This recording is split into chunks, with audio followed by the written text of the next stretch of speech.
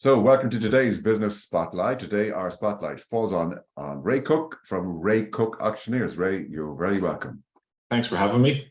Delighted to be here. Fantastic. So tell our audience, what exactly is it that you do and how long have you been doing it? Okay, so I suppose I've a couple of companies. The main companies that people would know me from are the Ray Cooke Auctioneers and Ray Cooke Financial Services. So I set up business in 2005, the end of 2005, and we are mainly a sales, lettings, property management, commercial, valuations. With the departments, obviously now they're obviously larger than when we started, obviously 2005. And then the financial services company we set up in the middle of the recession. I think it was 2009 when we started trading, and that's mainly a mortgage and life company. So it's where we've gone from 2005 to now. We've 8 locations across Dublin. We have, geez, I must count now. I have 50 plus staff. We probably have another 30 subcontractors there as well. We'd be in the sales, like we deal in the second-hand market. The sales point of view, we're now the 3rd biggest agent behind Sherry's and D&G. And then the lettings market, we're probably the biggest letting agent in Dublin, maybe the country now at this stage as well. So we'd be well known on that side of the business as well. So we've grown quite a lot over those years, I suppose. There's been quite a bit of a change over the years, even from the time I remember 20, 30 years ago, because there were other companies that you haven't mentioned there who some people would think they must be stood up at the top. It's amazing how it has changed. So you've obviously done something to become the number 3. So was that, okay, COVID was only a few years ago, but obviously you moved into the financial mortgage services and stuff. But what was it that catapulted you into that position? Did you change something? To be honest, like I said, we were always aggressive in relation to opening offices, in relation to getting market share in the areas we were in, getting into new areas, and growing, where a lot of agents are happy with what they have. I suppose my saying is always keep moving forward. You know, I'm not happy to stand still, to be honest, you know. So it's always that we've always kind of kept pushing and pushing and pushing. And look, I'm lucky enough that I have a great team. And as they have come, as the staff members and colleagues have come in over the years, I've moved them into a new office and built that office around them, you know. Whereas in a lot of companies, you could have the third best agent there, and in any other company, they could be the number 1 agent, but then they get lost and they leave. Whereas I see the potential of any of the staff that are coming through. A lot of the time, I put them through college, I train them up. They can see where I'm going. They can see, again, I'm not happy standing still. And a lot of these guys are, and obviously not guys, obviously both men and women, they're very happy to see, well, hold on, I can earn money here, I can grow here, I'm going to be kept busy here. And that's what we've done. You know, like I'd love to say it was all me and my wife that have done it, but it's not. Like I said, it's a great team that we have here, and I don't turn over that many staff as well, again. So, and I don't know if that's because of my good looks now or whatever, but I think it's look, I treat my staff, and like I said, like family. So, you know, and if they can, there's unlimited amounts of money that they can earn. You know, they come in and they work hard and they put the hours in and the days in and the slog in, they'll be rewarded in the money that they take home, you know. Whereas in other companies, again, I'm not going to name any other companies, they kind of put a limit on what their staff can earn, you know.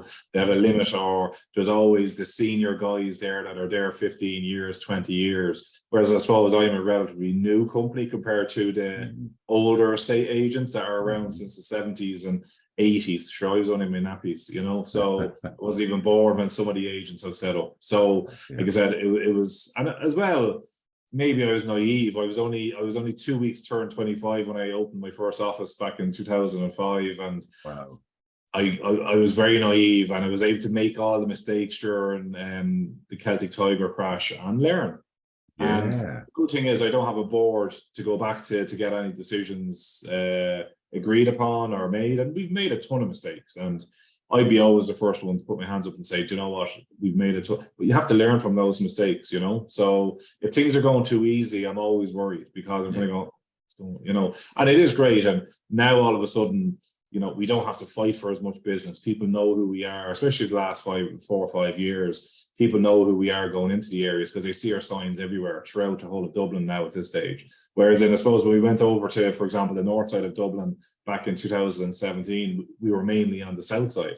So people wouldn't have known. So it was a brand new area that our yellow for sale board wasn't recognized, you know, our Cooke lettings brand wasn't recognized. So we had to kind of break into that area. And again, you get into one area and loan, you know, it's one customer at a time. And that's what I say to all the guys. You can't go out. If it was that easy, other guys would be opening offices left, right, and center. It's hard, you know, it's very, very hard. But if you go in and you get one customer, you look after that customer, they'll be your cheerleader forever. They'll be telling the guys in work, they'll be telling their golf buddies, they'll be telling their drinking buddies, they're telling their neighbors, their friends, whoever. And that's what everyone loves in Ireland, you know, property, property, property. Yeah. What are they? Were they good? Were they bad?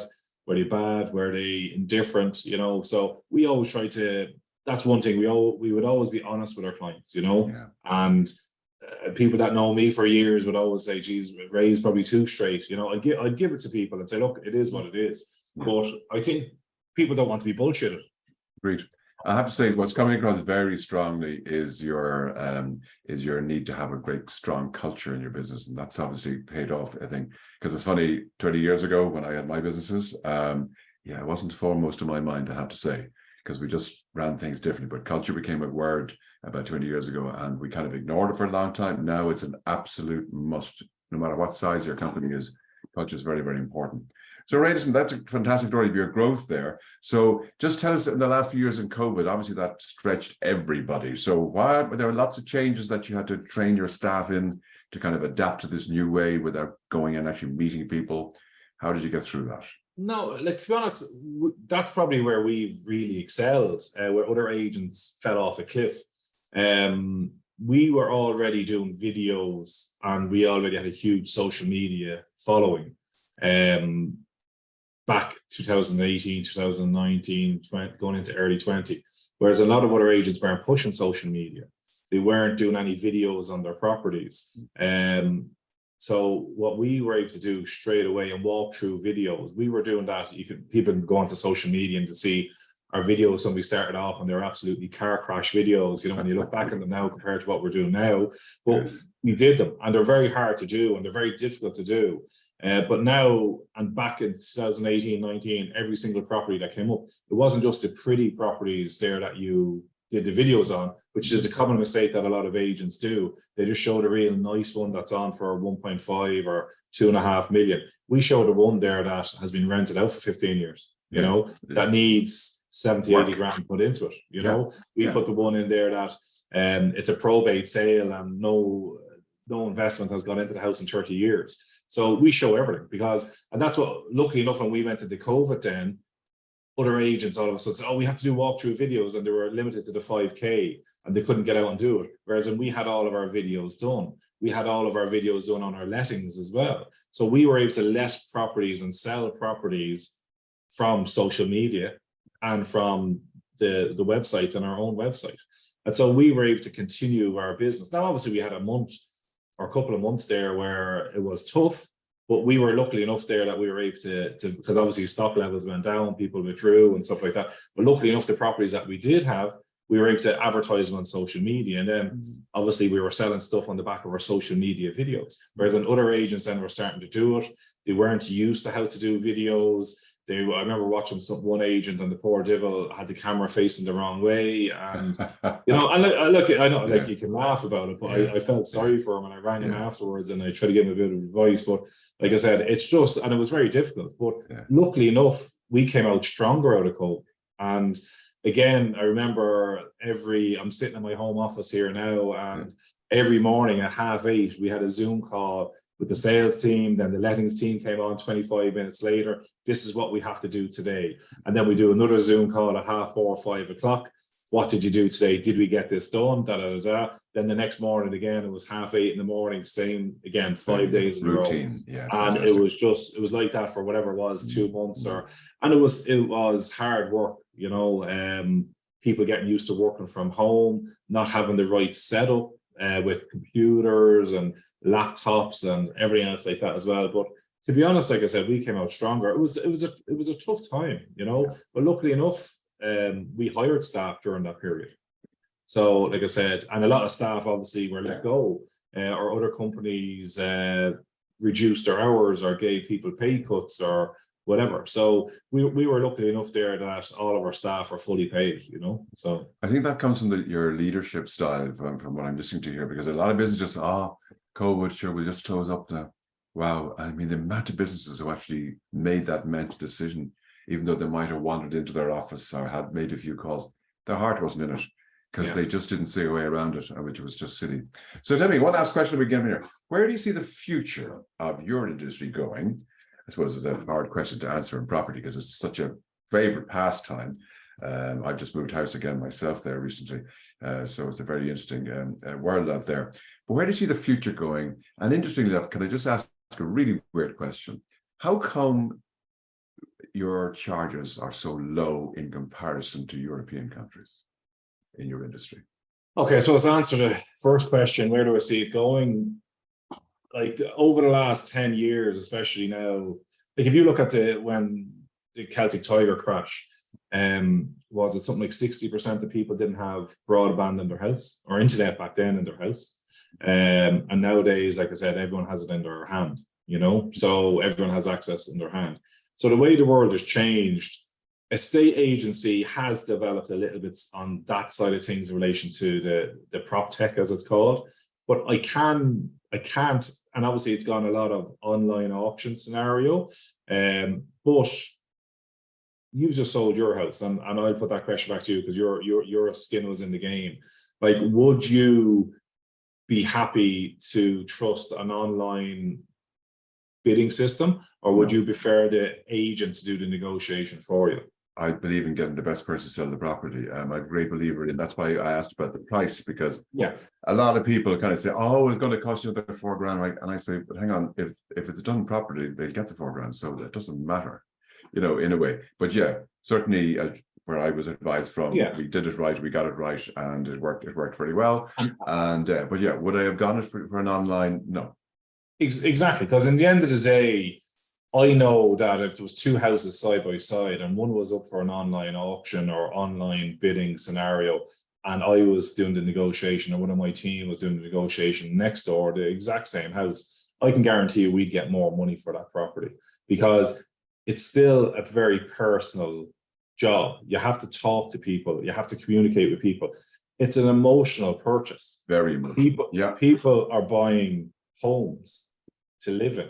Their kids are going to spend, or a lot of the time, their childhood or the rest of their lives there in that property. That's what they're going to remember, and they're going to build relationships, etc., etc. So it's an emotional decision. So that's where we come in, and our job is to see that person. We know they're emotional, and then to make sure that they pay as much money for that property as possible. And people don't like us to say that. Oh, agents can't do that. And the people that are pushing the online stuff are purchasers, because they know then they can get a better price. Whereas no vendor ever gives out about an estate agent selling a property. If you ever look online or in the newspapers, it's always out to purchasers. Because obviously they, and again, if you're buying on as well, Tom, you know as well, you want to sell your house for up here, but you want to buy for down here, you know. So, but there has to be a happy medium, you know. And the main thing is, like I said, I suppose to answer your question, like I think there is a market for some of the online stuff.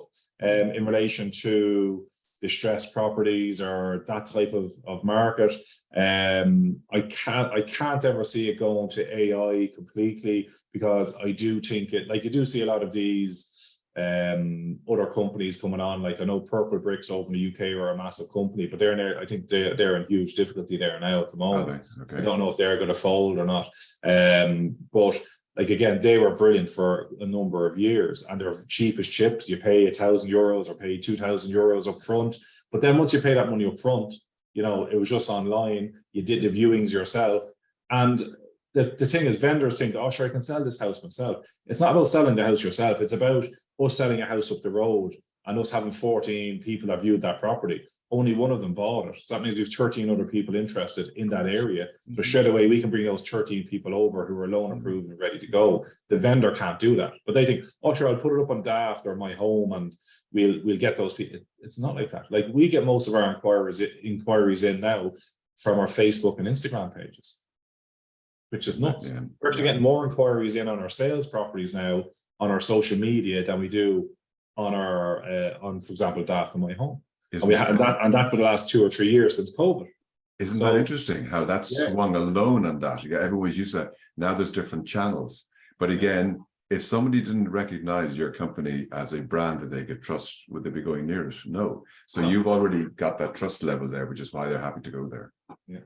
And I suppose in relation to the fees, yes, the fee should be higher. And the problem is a lot of agents aren't confident enough in themselves to go out and get that higher fee. We don't drop the fees. We have our standard fee. I suppose when we started off, we had to go in at a lower fee because we had to get our signs up. But we haven't in a number of years. And a lot of agents, I think, out of laziness, I think they start off at this fee and then someone, oh, sure, this fellow will do it, and then all of a sudden they're down here. Yeah. And we get that every day of the week, you know, oh, so-and-so will do it for this fee. We're like, I'll go with them, you know. And like you just said there earlier on, like the difference, it could be 500 quid or it could be 1,500 quid between us and them. But in the end of the day, I'd be more confident between our marketing that we'll get more people in through the door, hence more offers, and then more. So if I get 10 grand more than the other guy, or I get 20 grand more than the other agency, the fee is who's a cheaper agent? Yeah. By the way, I'm speaking. You're speaking to I get that 100%, and it's amazing how many businesses don't understand that. Ray, look, we've had a great chat here today. I could talk to you forever. I think it's been fantastic. Thank you so much for participating in this today. And I look forward to catching up with you again very soon. Many thanks indeed. Thank you.